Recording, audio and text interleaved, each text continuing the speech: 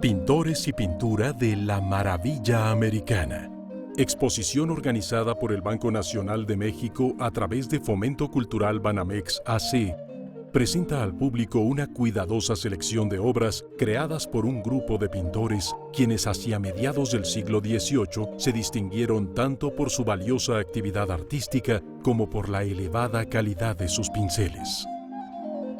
En la Nueva España de mediados del siglo XVIII se consolidó un grupo de artistas quienes ya tenían conciencia clara de la tradición de la que formaban parte y con aspiraciones compartidas. Uno de estos artistas fue Miguel Cabrera, quien entre los años de 1751 y 1753 realizó un trascendental estudio del venerado lienzo de la Virgen de Guadalupe. Acompañaron a Cabrera en esta empresa otros pintores, como su maestro José de Ibarra, además de Manuel de Osorio, Juan Patricio Morlete Ruiz, Francisco Antonio Vallejo, José de Alcíbar y José Ventura Arnáez. Pocos años más tarde, en 1756, Cabrera publicaría el texto que tituló Maravilla Americana, obra en la que se analizan de manera sumamente cuidadosa las características de los valores pictóricos del lienzo de la Virgen de Guadalupe. A fin de que el espectador se introduzca en el panorama artístico de la copiosa producción pictórica de mediados del siglo XVIII, del cual son parte las obras que aquí se muestran, esta se ha dividido en las siguientes secciones: las imágenes guadalupanas y la Maravilla Americana. En este primer núcleo se reúne una selección de representaciones guadalupanas en la que el espectador podrá apreciar las distintas maneras de plasmar en el lienzo a la efigie guadalupana. Fueron muchos los pintores que se ocuparon de reproducir a la venerada imagen del Tepeyac.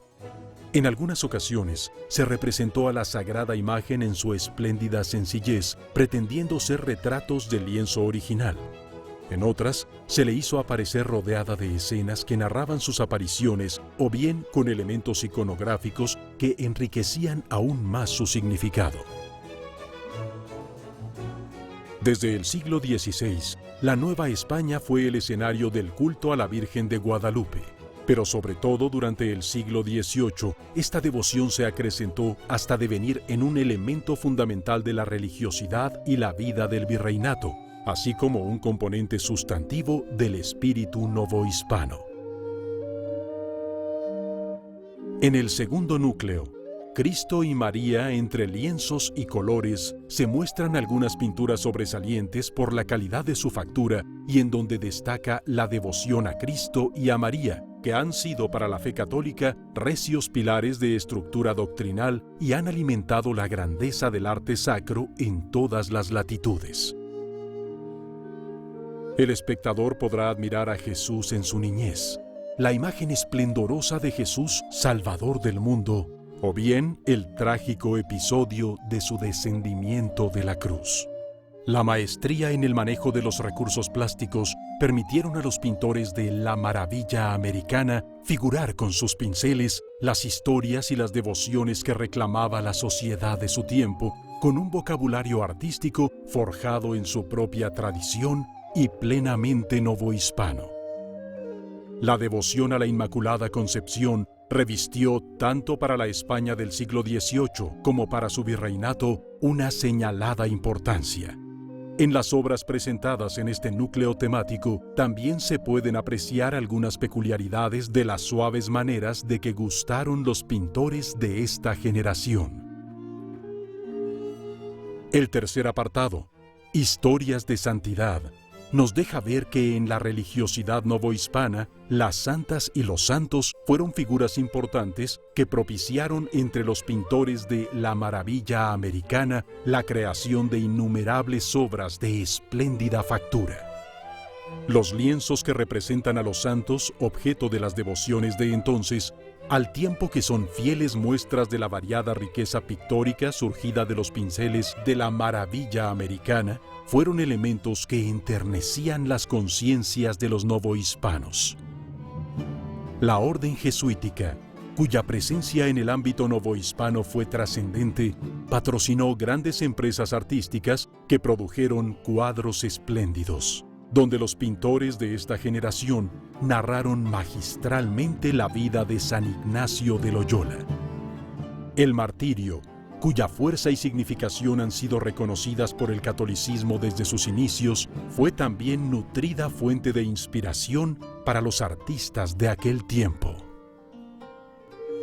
En el último apartado de esta sección, titulado Rostros de la Nueva España, los pintores de la Maravilla Americana dejaron en muchos lienzos el registro de los hombres y mujeres novohispanos de mediados del siglo XVIII. El realismo ganó terreno en muchas de sus obras y fueron capaces de pintar lienzos en los que plasmaron las efigies de los novohispanos, así como heroicas escenas de la antigüedad y pasajes de su vida diaria. Destacan los retratos de los virreyes que se sucedieron al frente de la administración del reino y de los obispos que aplicaron sus esfuerzos en la conducción de la vida espiritual de los novohispanos. Rostros y ropajes constituyen el conjunto revelador del hombre en la dinámica social de su tiempo. La vida cotidiana y la representación de personajes populares de las variadas castas surgidas del reiterado mestizaje fueron también motivo plástico de cuadros y biombos magistrales. Por otro lado, el humanismo de la época dotó de profunda vigencia a figuras heroicas de la antigüedad clásica, que se erigieron en ejemplos de la conducta humana. En su conjunto, el espectador tiene ante sí un panorama del rostro de la sociedad y la cultura de la Nueva España en el tiempo de la Maravilla Americana.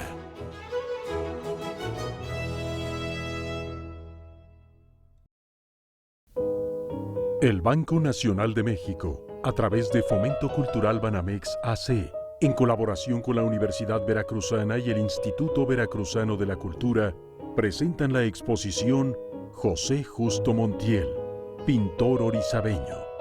En esta se exhibe parte del valioso acervo pictórico del siglo XIX de la Universidad Veracruzana, albergado en el Museo de Arte del Estado de Veracruz.